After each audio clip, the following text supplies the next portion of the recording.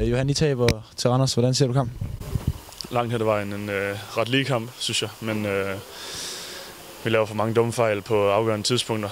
Der er flere tidspunkter i anden halvleg, hvor vi er på -2, men der laver vi nogle dumme fejl, og så vinder de kontrakampen med en 7-8 mål, og det er vel det, vi ender med at tabe med. Så det afgør kampen.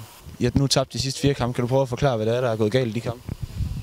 Det er svært at sige. Jeg synes, det har været nogle meget forskellige kampe, men i de sidste par kampe, der har det måske også været lidt med selvslid at gøre. At, når man har tabt et par kampe, og man får lidt modgang, så begynder man måske at tænke på, hvad man har lavet tidligere, i stedet for at bare kigge fremad. Men forhåbentlig så kan vi få en sejr i næste uge, og så kan vi få rettet op. Der er stadigvæk mange kampe igen, så vi kan sagtens redde det. Tusind tak.